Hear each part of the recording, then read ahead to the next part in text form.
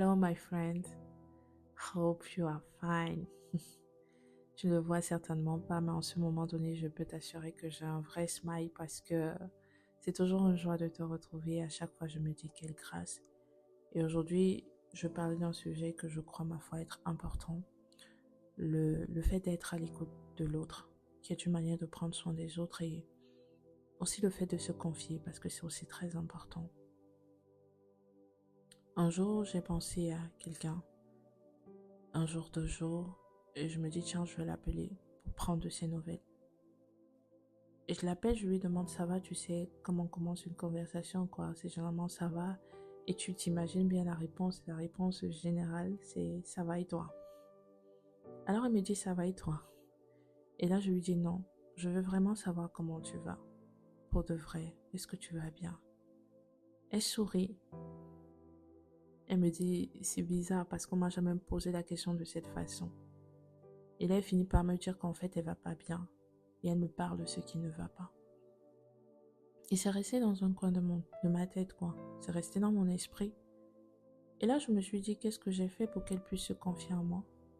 Je n'ai rien fait de plus que de lui redemander si elle allait bien, de lui demander vraiment si elle était bien. Et je crois que quand je l'ai fait, elle a compris que je m'intéressais vraiment à elle. Elle m'a parlé. Les gens ne se confieront pas à nous s'ils ont l'impression que ça nous importe peu. S'ils sentent que ce n'est pas véritablement notre préoccupation de savoir s'ils vont bien ou s'ils ne vont pas bien. Aujourd'hui, le ça va est devenu aussi courant que le bonjour. C'est une formalité, une manière polie d'introduire une conversation. On le demande par politesse, mais en réalité, on ne cherche pas nécessairement à savoir si les gens vont bien. C'est devenu une habitude, une étape préliminaire avant de demander un service, plutôt que une réelle préoccupation pour le bien de l'autre ou pour savoir si l'autre va bien. Du coup, je me suis demandé, est-ce que c'est intentionnel? Mais je réponds moi-même en me disant non, je ne pense pas que ce soit toujours intentionnel. Mais je pense aussi que parfois on est tellement absorbé par nos propres préoccupations que lorsque nous nous intéressons aux autres, je dirais même pas intéressons, lorsque nous nous tournons vers les autres, c'est souvent par intérêt personnel. Cet intérêt peut être financier, matériel, émotionnel, intellectuel, peu importe. Mais on se dit, je ne peux pas directement lui parler de ça, je ne peux pas directement lui demander ceci, ça fait pas poli. Donc je vais dire bonjour, ça va et toi, ou j'espère que tu vas bien et tout. Mais le ça va à la base n'est pas censé être une formule de politesse. Ce n'est pas censé être une formule de politesse, mais c'est une question qui est censée signifier notre intérêt pour quelqu'un. Et le désir de vouloir vraiment savoir comment va cette personne-là. Les personnes autour de nous peuvent être en souffrance sans être en mesure de parler. Soit parce qu'elles ne se sentent pas en confiance, soit parce qu'elles sentent bien que ça ne nous intéresse pas vraiment. Du coup, il est devenu courant de dire que tout va bien, même quand ce n'est pas le cas. Et c'est vrai aussi que parfois, même quand on montre de l'intérêt à certaines personnes, elles ne vont pas toujours se confier parce qu'il y a des personnes qui se disent « Elle n'est pas la solution à mon problème, elle n'a pas la solution à mon problème. Qu'est-ce que ça va changer à ma situation ?» Et ça, je peux comprendre. Et si tu es le genre de personne qui pense comme ça, je le comprends. Mais tu sais, parler, c'est thérapeutique.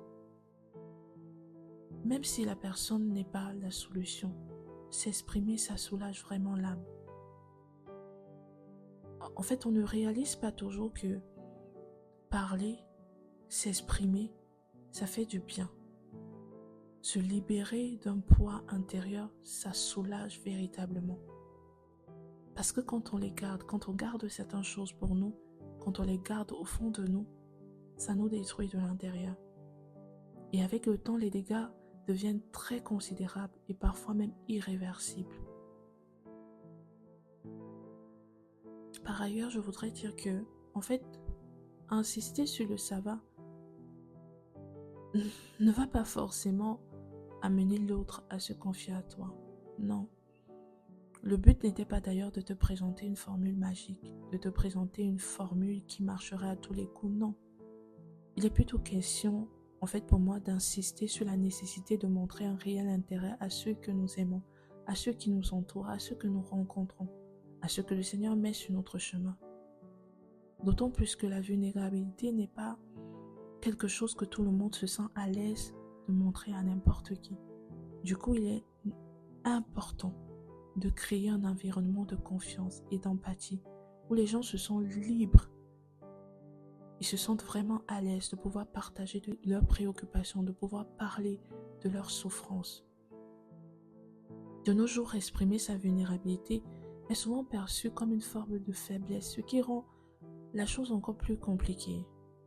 Parce que c'est difficile pour une personne qui a toujours été vue comme quelqu'un de fort, dans le sens qu'on donne bien évidemment à cette expression, à ce mot je dirais. C'est difficile pour quelqu'un qui a toujours été vue comme celle qui soutient les autres, comme celle qui tire les autres vers le haut, comme le fort qui soutient le faible, ou qu'on a toujours perçu comme ça, ou alors qui nous a toujours donné cette impression-là de pouvoir se confier. Parce qu'on aura toujours tendance à mettre cette personne dans une case, ou alors cette personne aura tendance elle-même à se mettre dans cette case. Croyons que être fort, c'est synonyme de ne pas montrer sa fragilité, de ne pas montrer sa vulnérabilité. C'est pourquoi nous devons considérer les gens tels qu'ils sont. Pas en fonction de l'image qu'ils renvoient d'eux, en fonction de l'image qu'on a d'eux, mais pour ceux qu'ils sont. Et ils sont quoi? Des êtres humains. Et laisse-moi te dire que l'être humain n'est pas fort. En tout cas, il n'est pas fort d'après le sens qu'on donne à ce mot. Pour certains, quand on parle d'un homme, on va dire un homme ne montre pas un homme ne pleure pas en public, un homme ne montre pas ses faiblesses, un homme ne montre pas sa fragilité. Pour certains, c'est ça être un homme, donc c'est ça être un fort, je dirais comme ça. On va entendre des choses comme femme forte. Et du coup, la femme forte, elle pleure dans le secret, mais elle ne pleure jamais devant les autres. C'est elle la femme forte. Mais pour moi, tu vois, ma conception de la force réside dans la capacité à reconnaître ses faiblesses, à montrer sa fragilité. Parce que l'être le plus puissant, lorsqu'il est venu sur la terre en tant que 100% Dieu et 100% homme, il a montré sa vulnérabilité. Dans ce corps,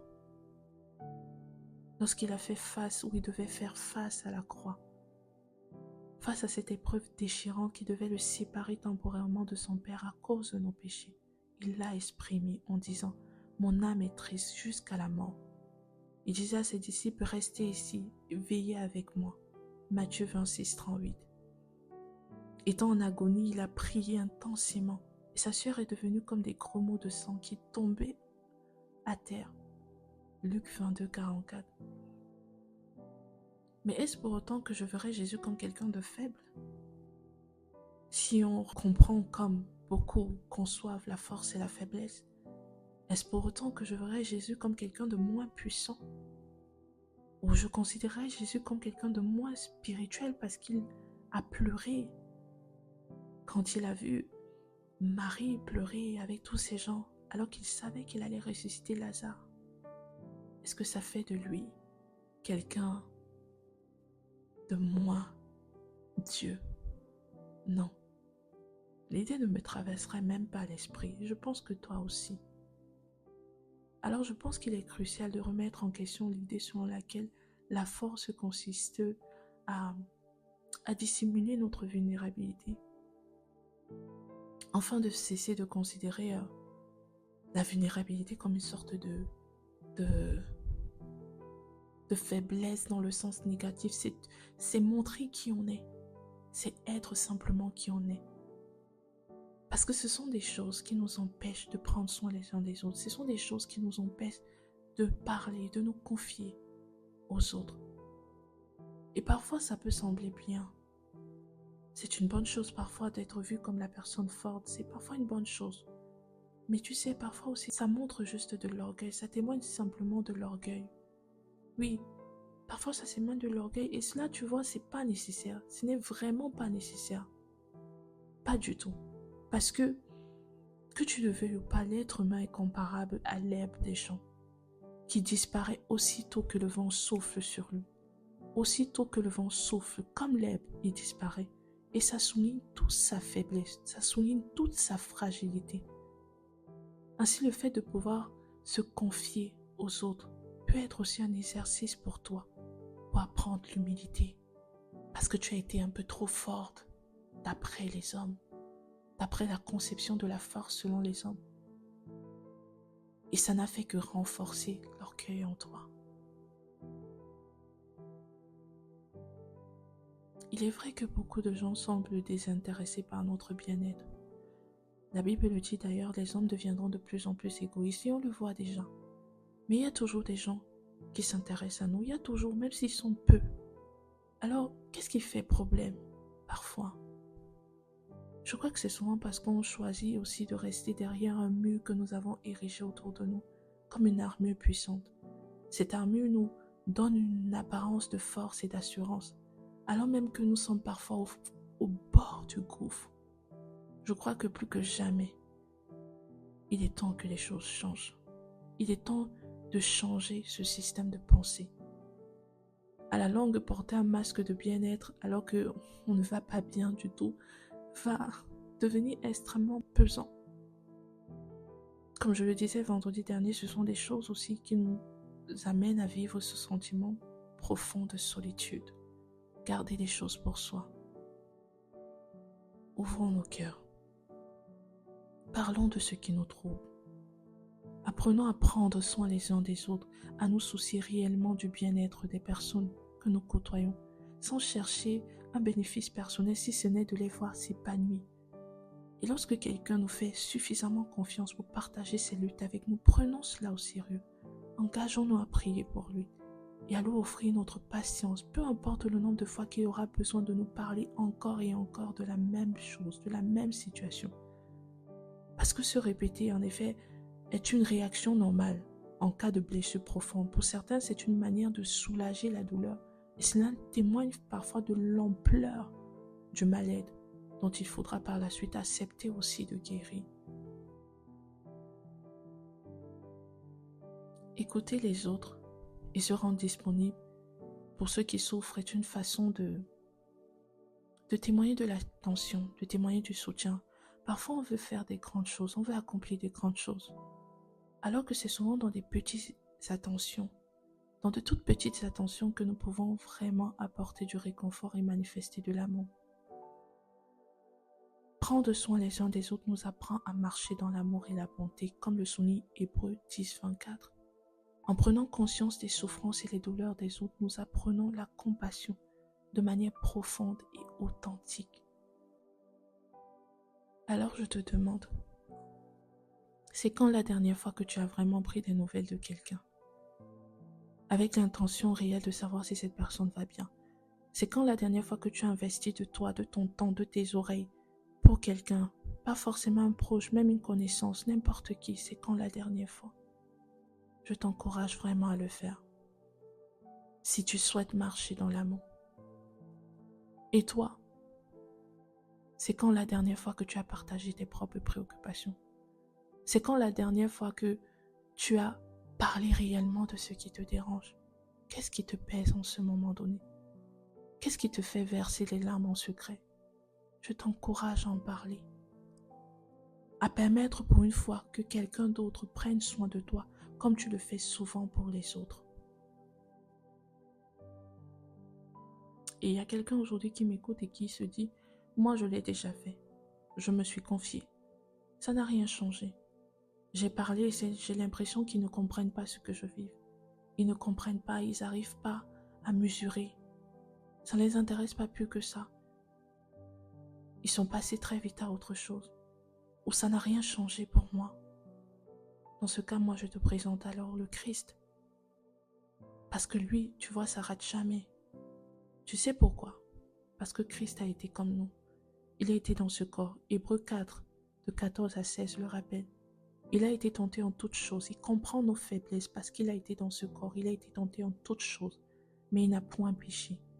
Donc il comprend parfaitement tes faiblesses. Il comprend ce que tu peux vivre. Cela fait de lui non seulement un réconfort pour toi, mais aussi ta solution. C'est pourquoi je te présente Christ. C'est pourquoi je te présente une personne. Je te présente une relation qui est possible avec lui, qui sait tellement bien écouter et prendre soin de ceux qui sont à lui. Choisis Christ. Choisis de te confier. Et toi, apprends à écouter. J'espère que j'ai pu t'aider aujourd'hui au travers de ce podcast.